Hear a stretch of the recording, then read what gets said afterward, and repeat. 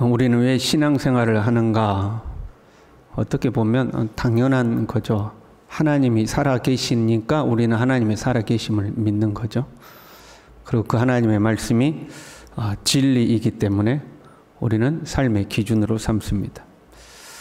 하나님의 말씀을 내 삶의 기준으로 삼는 것은 하나님이 살아계시기 때문이고, 또한 하나님의 말씀대로 사는 것이 우리에게 가장 복된 길이기 때문에 그렇습니다. 하나님은 우리에게 생명의 길을 가르치시는 분이지 사망의 길을 가르치시는 분이 아닙니다. 하나님의 모든 말씀, 모든 명령은 선한 것이죠.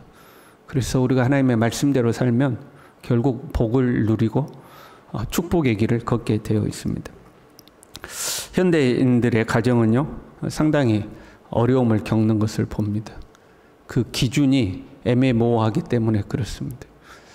가끔 사람들 보면 다른 사람들이 하는 것을 기준으로 삼을 때가 있습니다. 남들도 이렇게 살지 않느냐 하는 거죠. 다른 집도 이렇게 살지 않느냐 하는 거죠. 요즘 젊은 사람들 보면 그러한 어떤 기준이 세상에 어떻게 보면 유행이라고 말할 수 있는 것들, TV나 어떤 드라마나 그들이 즐겨보는 것에서 나오는 삶의 모습을 이제 자기들의 기준으로 삼는 거죠. 요즘 세상이 이래, 남들도 다 이래. 좀 사실은 우스운 거거든요. 어떤 TV 속이라든가 그런 것들은 꾸며진 각본이 있는 거고, 대사가 있는 거고, 짜여진 어떤 것에 의해서 그들은 그렇게 살아가는 것처럼 보이는 거잖아요. 그런데 그걸 보고 저렇게 사는 것이 참 좋아 보여, 이런 꿈을 꾸는 거죠. 젊은이들이 드라마 속의 어떤 가정의 화려한 모습을 보고 그런 가정을 꿈꾸는데 현실에 살아보면 막상 현실은 그렇지 않잖아요. 그러니까 이상한 꿈을 꾸다가 현실과 부딪히면 거기에 이제 실망하는 거죠. 그리고 이제 거기에서 갈등이 이제 나오는 거죠. 우리는 하나님의 말씀을 기준으로 삼아야 할 줄로 믿습니다.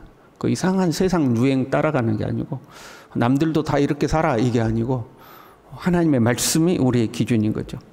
그것이 우리를 가장 행복한 길로 인도하기 때문입니다. 그러나 하나님의 말씀대로 사는 것이 우리의 삶을 행복하게 한다, 그것이 첫 번째 이유는 아닙니다. 하나님의 말씀대로 살아야 될 진정한 이유는 다른 곳에 있습니다.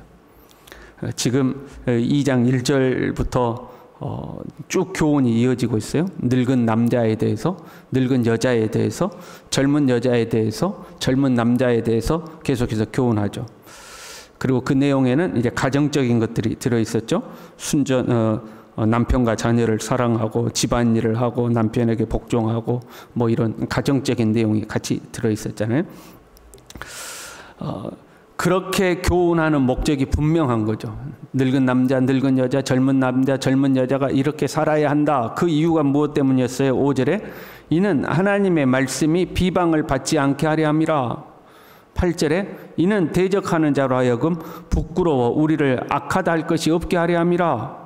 10절에 이는 범사에 우리 구주 하나님의 교훈을 빛나게 하려 함이라. 우리가 바르고 건전하고 신중하고 경건하고 온전하게 살아야 하는 이유는 하나님의 살아계심과 하나님의 말씀이 진리인 것을 나타내기 위해서다 하는 거죠. 그 하나님의 말씀대로 살면 내가 행복한 거 맞아요. 물론 해당돼요. 그러나 그것보다 더 큰 목표는 하나님을 위해서 우리가 그렇게 살아야 된다는 거죠. 사람이 자기만을 위해서 살면요, 자기 희생을 하지 않죠. 신앙생활도 나를 위해서 하면 결국에 어떤 순간에 가면 희생하지 않아요. 하나님이 우리에게 어떤 희생을 요구할 때 안 하는 거죠. 왜? 나 하나님 나 잘 되려고 내가 하나님 믿은 건데, 나 행복하려고 하나님 믿은 건데 왜 하나님이 나한테 이런 희생을 요구해 힘들게 하고 안 하는 거죠. 하나님을 위해서 우리가 신앙생활할 때 나를 내려놓을 수가 있는 거죠. 자기 포기가 되는 거죠. 우리의 신앙의 최종 목적이 어디 있느냐? 하나님을 위해서다 하는 거죠. 지금요, 젊은 남자에 대해서, 여자에 대해서, 젊은 여자에 대해서, 젊은 남자에 대해서 연령층에 맞게 교훈을 하시다가 본문의 말씀에 전체를 놓고 다시 교훈을 하시는 거죠. 11절에요. 모든 사람에게 구원을 주시는 하나님의 은혜가 나타나. 바꿔 말하면 야 너희들 왜 구원받았는지 아느냐 그 말. 너희 왜 구원받았는지 아느냐. 그리고 그 결론의 말씀이 14절에 기록되어 있죠. 그가 우리를 대신하여 자신을 주심은, 그렇게 너희를 구원하심은 모든 불법에서 우리를 속량하시고 우리를 깨끗하게 하시고 선한 일을 열심히 하는 자기 백성이 되게 하려 하심이라. 세 가지로 이야기했어요. 그가 우리를 대신하여 자기를 주시면 첫 번째 모든 불법에서 우리를 속량하시고, 두 번째 우리를 깨끗하게 하시고, 세 번째 선한 일을 열심히 하는 자기 백성이 되게 하려 하심이라 하는 거죠. 모든 불법에서 우리를 속량하셨다는 것은 죄로부터 우리를 자유케 하신 것을 말하는 거죠. 전적인 하나님의 은혜로 이루어집니다. 우리가 아직 죄인 되었을 때에 하나님께서 우리를 위하여 이루어 놓으신 은혜죠. 창세전에 우리를 택하시고 어머니 뱃속에서 우리를 택정하셔서 하나님이 우리를 부르시고 예수 그리스도를 믿는 순간 죄로부터 자유함을 얻게 하신 은혜죠. 우리를 깨끗하게 하시는 것은 첫 번째는 우리를 의롭다 일컬어 주시는 거고, 더 나아가서 우리가 성화되어 가는 것을 말합니다. 우리가 속량받은 것에서 멈추면 안 되고 그 다음에 우리는 성화되어 가는 삶을 살아야 하는 거죠. 그리고 최종 목적이 무엇이냐? 선한 일을 열심히 하는 자기 백성이 되게 하기 위해서는, 예수 그리스도께서 우리를 위하여 자기를 주시고 우리를 속량하시고 우리를 깨끗하게 하신 그 최종 목적이 어디 있느냐? 선한 일을 열심히 하기는 하나님 백성 되게 하기 위해서다 하는 거죠. 다시요, 11절로 다시 돌아갔어요. 모든 사람에게 구원을 주시는 하나님의 은혜가 나타나, 그 최종 그 결과가 14절에 있었잖아요. 근데 12절에 다시 이렇게 이어져요. 우리를 양육하시되, 모든 사람에게 구원을 주시는 하나님의 은혜가 나타나 그 다음에 우리를 양육하시되, 그 우리를 양육하시는 것이 뭐예요? 이게 성화의 과정이죠. 우리가 더 깨끗해지는 과정이다 이 말이죠. 우리가 성화란 하나님의 사람으로 양육받는 거예요. 모든 사람은 이 양육의 과정이 필요하죠. 그렇잖아요. 세상에 태어날 때부터 성숙한 사람으로 태어난 사람은 없잖아요. 어린 아이로 태어나서 양육받아서 성인이 되어가는 것처럼 신앙생활도 우리가 예수 그리스도로 구주로 영접한 이후에는 잘 양육받아야 되는 거죠. 그 양육의 과정에는 크게 버려야 할 것과 추구해야 될 것이 존재해요. 먼저 버려야 할 것은요, 경건하지 않은 것과 이 세상 정욕을 다 버리고, 우리 이걸 버려야 돼요. 예수 그리스도를 구주로 영접했으면 경건하지 않는 것과 이 세상 정욕을 조금 버리는 것이 아니고 다 버리라고, 다 버리는 거죠. 그리고 추구해야 될 것은요, 신중함과 의로움과 경건함으로 이 세상에 살고, 신중함과 의로움과 경건함으로 이 세상에서, 우리가 이 땅에 사는 동안, 이 세상에서 사는 동안에는 경건하지 않는 것과 이 세상 정욕을 버리고 신중하고 의로움과 경건함으로 살라는 거죠. 왜요? 우리는 이 땅에 사는 것이 최종 목적이 아니고 영원한 하나님의 나라를 바라보기 때문이죠.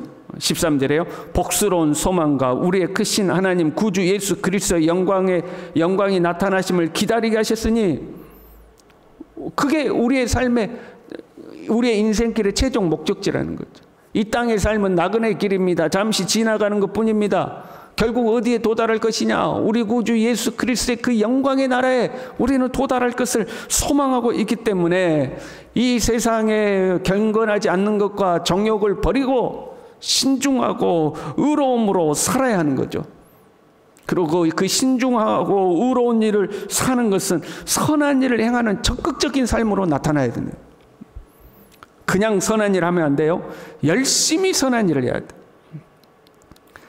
열심히. 여러분, 열심히 선한 일을 할 수 있기를 바랍니다. 선한 일을 열심히 하는 자기 백성이로. 그 선한 일이 무엇인가 그래야 합니다. 우리가 하나님의 나라를 바라보고 경건하지 않는 것과 이 세상 정욕을 다 버리고 선한 일을 열심히 하는 하나님의 백성으로 살아가는데, 그러면 우리가 열심히 하는 그 선한 일이 무엇인가 하는 거예요.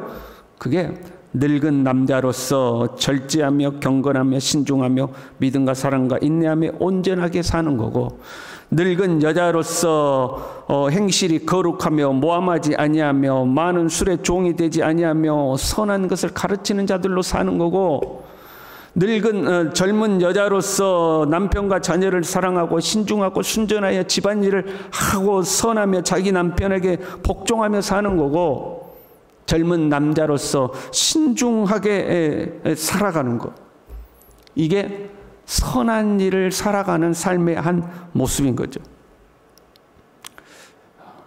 그렇게 함으로 하나님의 말씀이 비방을 받지 않게 하고 하나님의 교훈이 빛나게 하고 우리를 대적하는 자들에게 비방거리를 주지 않고 사는 것, 이것이 선한 일을 하며 사는 거예요. 쉽게 말하면 한마디로 하나님의 영광을 드러내며 사는 삶, 그것이 선한 일인 거죠. 선한 일을 열심히 하는 것이 뭔가 눈에 드러나는 큰 일, 위대한 일, 오지에 가서 하나님의 말씀을 전하는 선교사가 된다거나 자기의 몸을 불사르게 내어줘서 뭔가 크게 헌신하는 것, 그런 것도 선한 일이겠지만, 우리의 일상의 삶에서 하나님의 말씀을 기준으로 삼아서 늙은 남자는 늙은 남자답게, 늙은 여자는 늙은 여자답게, 젊은 여자는 젊은 여자답게, 젊은 남자는 젊은 남자답게 살아가는 것, 그것이 선한 일이라는 거예요. 나의 일상의 삶 속에서 세상에 경건하지 않는 기준을 따라가지 아니하고 하나님의 말씀을 기준으로 삼아서 신중하고 경건하고 의롭고 선하고 온전하게, 나의 가정에서부터 내가 맡은 작은 일이라 할지라도 그렇게 살아가서 사람들이 우리를 보고 흠잡을 것이 없고 책망할 것이 없고, 에이구 저 예수 믿는 것들 찌찌찌 그런 말 듣지 않게 살아가는 것, 그것이 곧 선한 일이다 하는 것. 여러분, 우리가 오지의 선교사로는 못 가도 우리의 삶의 아주 소소한 일상에서 하나님의 말씀을 기준으로는 살아가야 할 줄로 믿습니다. 그렇게 살아가는 것이 선한 일인 거예요. 그것이 하나님을 나타내는 일이다 하는 거죠. 안 믿는 자로 하여금 우리를 보고, 야, 저 사람들은 왜 저렇게 살아? 어쩜 저렇게 살아? 그것을 통해서 우리가 믿는 하나님을 드러내는 것, 그것이 선한 일인 거죠. 15절에요. 너는 이것을 말하고 권면하고 모든 권위로 책망하라. 그렇게 살아가도록 말하라는 거예요. 1절에도 오직 너는 바른 교훈에 합당한 것을 말하고, 15절에도 너는 이것을 말하고 권면하고 모든 권위로 책망하고, 뭐예요? 너희가 왜 구원받았는지 아느냐? 너희 자신이 왜 속량함을 받고 깨끗함을 받았는지 아느냐? 하나님의 선한 일을 하기 위해서다. 그 하나님의 선한 일이란 하나님의 말씀을 기준으로 늙은 남자는 늙은 남자답게, 늙은 여자는 늙은 여자답게, 젊은 여자는 젊은 여자답게, 젊은 남자는 젊은 남자답게 일상에서 살아가는 것, 그것을 통하여 하나님의 영광을 나타내야 된다. 이거를 권면하고 가르치고 엄히 책망하는 거죠. 저와 여러분이 그렇게 살아갈 수 있기를 바랍니다. 기도하겠습니다. 하나님 아버지, 우리가 살아가는 소소한 일상 속에서 세상에 경건하지 않는 것과 헛된 정욕을 따르지 아니하고 하나님의 말씀의 기준을 따라서 어디를 가든지 누가 보든지 하나님의 사람으로서의 삶의 모범을 보이고, 그것을 통해서 하나님의 말씀에 진리인 것을 드러내고 하나님의 살아계심을 드러내는 참 하나님의 사람으로 살아갈 수 있도록 우리 모두를 붙들어 주시옵소서. 예수님의 이름으로 기도 올리옵나이다. 아멘.